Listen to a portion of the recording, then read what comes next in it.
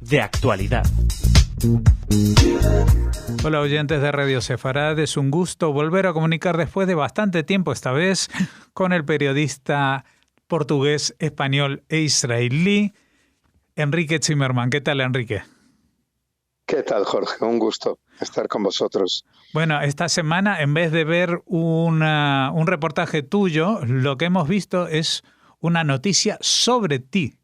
Estábamos viendo las repercusiones que ha tenido este anuncio de normalización de relaciones diplomáticas entre Israel y Emiratos Árabes Unidos, cuando de pronto surge la noticia de que se hace oficial algo que se mantenía en secreto, que era una Cámara de Comercio Israel-Países del Golfo que has puesto en marcha tú. Sí, en realidad es un proceso largo. Oficialmente lo pusimos en marcha a principios de este año, antes del inicio del coronavirus. Yo estuve una vez más, después de bastantes viajes a los Emiratos.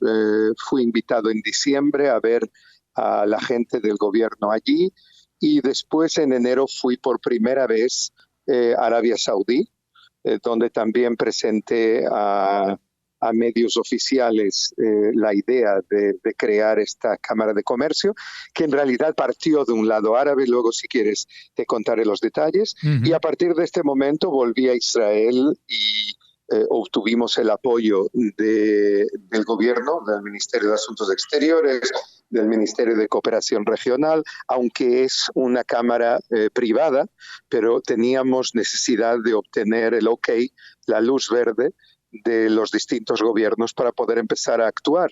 Y un grupo de 25 hombres de negocios, catedráticos, gente del ejército, altos oficiales, algunos generales, gente que viene de servicios secretos, expertos en Oriente Medio, se reunieron y me propusieron ser el presidente fundador, de forma voluntaria totalmente, pero es algo que en realidad, como tú sabes, Jorge, y más de una vez lo hablamos aquí en Radio Sefarad, llevo muchos años, casi una década, trabajando en este tema e intentando acercar a Israel a lo que yo creo que puede ser un cambio crítico a nivel geopolítico y también económico para Israel y para Oriente Medio en los próximos años. Uh-huh.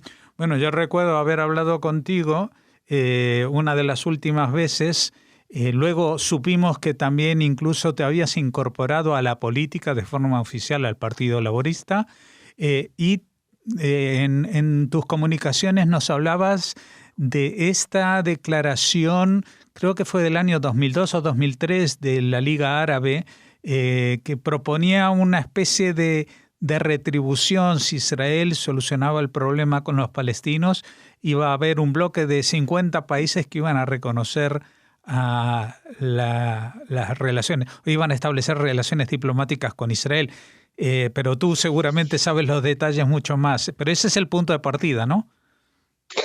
Sí, el punto de partida fue un viaje mío en 2010 a Dubái, en ese momento a Burj Khalifa, el edificio más alto del mundo. A partir de ese lugar y de ese viaje hubo todo tipo de contactos, pero yo creo que el momento clave es en 2012, hace 8 años, cuando un príncipe saudí que era jefe de la inteligencia saudí durante 15 años, el príncipe Turki El Faisal, me invitó a tomar un café en Nueva York, en un hotel que pertenece al gobierno saudí, y en el cual él me explicó, yo le pregunté qué les pasaba al mundo árabe, por qué durante el siglo XX en realidad lo que había en común entre muchos de los líderes del mundo árabe, no todos, pero muchos, era la voluntad de eliminar Israel del mapa de Oriente Medio, y de repente en el 2002 se reúnen en Beirut, presentan el llamado Plan Saudí, que luego se convierte en el Plan Árabe de Paz, que es exactamente lo que definías, proponer a Israel normalización general con el mundo árabe por primera vez a cambio de acuerdos con los palestinos y en ese momento con Siria. Luego Siria desapareció de la ecuación. Y él me contestó algo muy interesante, Jorge. Él me explicó su versión del porqué de este acercamiento a Israel. Él me dijo, lo primero es obvio, tenemos enemigos comunes. Por empezar, luego me encontré con él muchas veces más y completó la respuesta. Pero en realidad él se refería ante todo a Irán, que es un país que está allí al lado de los Emiratos, enfrente a los Emiratos, que de alguna manera amenaza a todos los países sunitas, que se sienten de alguna forma bajo la sombra iraní chiita, que intenta conseguir la hegemonía de todo Oriente Medio y del mundo musulmán en general, y que ven en ello a Israel de alguna manera un socio ante esta amenaza común iraní. Y luego los movimientos de la Jihad mundial, en aquella época Al-Qaeda y más tarde Daesh, el Estado Islámico, que se convierten también en amenazas a los distintos gobiernos. Luego está el tema de que él me dice de que ya en el 73, en la guerra del Yom Kippur, que él llamó la guerra de octubre, ellos entendieron que no existía una opción militar contra Israel, porque Israel llegó de rodillas a la guerra y terminó ganándola. Y me dijo una frase bastante increíble, me dijo: para nosotros entendemos que Israel es el país hoy en día más fuerte entre Indonesia y Gibraltar. Luego está el tema de la Startup Nation, el hecho de que ellos, y lo vemos estos días, el día 22 te voy a contar, creo que aún no fue publicado, en los próximos días va a llegar una delegación oficial de los Emiratos aquí, hay todo tipo, mañana parten bancos, presidentes de bancos israelíes a hacer acuerdos con bancos de los Emiratos. Ellos quieren colaborar en todo lo que tiene que ver con tecnologías israelíes en campos médico, agrícola, cyber, etcétera, y ven en Israel un socio posible en ello. Pero hay un factor que yo desconocía y que lo vi en todos los países árabes, que creo que es primordial. Y que me lo dijo entonces el príncipe turqui, el Faisal. 70% de la población en estos países tienen menos de 30 años de edad. Son jóvenes que miran adelante y que ven las guerras del siglo XX como algo totalmente histórico, pasado y que no pertenece a su mundo. Y de alguna manera es verdad eso, pero en el medio de todo esto y en el medio de todo ese optimismo, hay que recordar que hay aún spoilers, si quieres, hay aún factores que continúan siendo permanentes aquí alrededor, en Líbano, Hezbollah, en Gaza, Hamas, y desde luego el apoyo de Irán a todos estos grupos como un factor determinante que pueden llegar a crear problemas y que pueden intentar dificultar este proceso de normalización y de acercamiento histórico que está ocurriendo entre Israel y el mundo árabe. Bueno, ahora sí que nos queremos enterar de los detalles de cómo se fue construyendo ya en los tiempos más cercanos esta alianza, porque la situación estaba creada. También creo que, no sé si eso te lo comentaron o es una cuestión de interpretación personal mía, pero yo creo que después de 70 años el mundo árabe está un poquito harto de subvencionar, no solamente económicamente, sino ideológicamente, a los palestinos después de todas las negativas a acercamientos y negociaciones, ¿no? Tú sabes, Jorge, que desde el 2012 yo participo en todo tipo de foros que siguen siendo discretos, pero son foros en los que se habla de absolutamente todo entre representantes israelíes y representantes de todo el mundo árabe, a puerta cerrada, 3 veces al año, algunos de ellos en Europa, otros aquí en la región, en Oriente Medio. Y yo recuerdo como en el 2012, 13, 14, incluso 15, el tema palestino era el tema principal en la lista de debates, de discusiones, y como en los últimos 3 años el tema palestino fue desapareciendo de la agenda y llegando al punto 7.8. Quiere decir, hay hoy en día, y yo esto lo escucho en los Emiratos, lo escucho incluso en Qatar, que es un país que apoya directamente a Gaza y a Hamas con dinero, etcétera. Sin embargo, me lo han dicho altos cargos de Qatar también. no podemos permitir que los palestinos tengan un derecho de veto sobre todo lo que decidamos hacer en relación a Israel.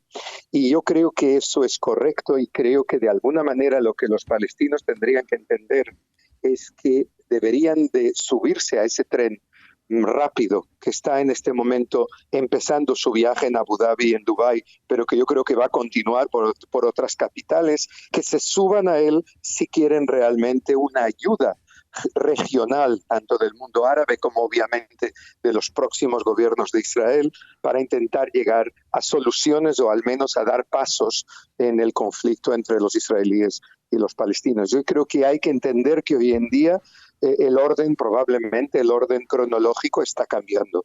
Uh-huh. Bueno, y algo que ha cambiado también, evidentemente, es que desde hace 4 años en Estados Unidos gobierna una administración que le ha dado bastante la vuelta a la tortilla.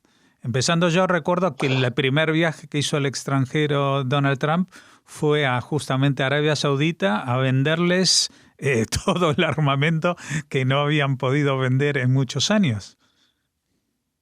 Yo creo que Trump probablemente desconoce los nombres de algunas de las capitales de Oriente Medio, pero al mismo tiempo es un hombre de negocios con instintos que le permitieron entender desde el primer momento a él y sobre todo a su yerno Jared Kushner, que es el cerebro de todo lo que estamos viendo en este momento, entendieron que aquí hay posibilidad no solamente de continuar luchando por un acuerdo entre israelíes y palestinos, sino la posibilidad de llegar a un acuerdo multilateral, en el fondo, que se enciendan muchas luces al final del túnel. O sea, que haya vínculos entre Israel y una serie de países sunitas en toda la región, al margen de devolver el tema palestino a una situación de negociaciones, que es algo que ya no existe hace varios años, que hay una ruptura prácticamente total, a excepción de temas de seguridad, entre Jerusalén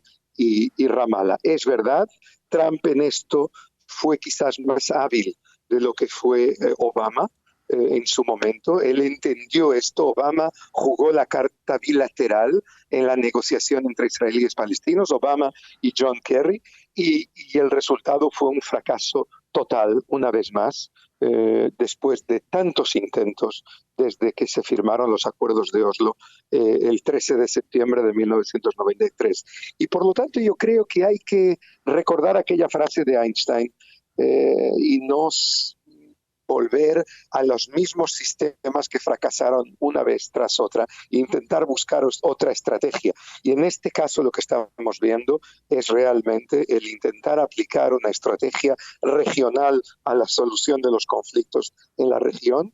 Y si me apuras, yo creo que incluso si Trump pierde las elecciones y las gana Biden, me parece que él ya no seguirá el camino anterior de Obama, sino seguirá el camino marcado por la actual administración norteamericana.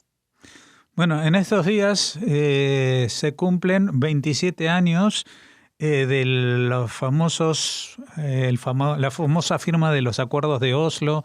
Ahí teníamos a Arafat, a Rabin y a Clinton, a Bill Clinton. Y todo el mundo dijo momento histórico, todo el mundo, claro, esto de se daban la mano los enemigos imposibles, que esto que lo otro, y parecía como que empezaba algo nuevo, que iba a traer un mundo mejor. Sin embargo, pues al año asesinaban a Rabin, el mundo palestino se iba decantando cada vez más hacia una segunda intifada brutal y todos los acuerdos de Oslo han terminado prácticamente en papel mojado.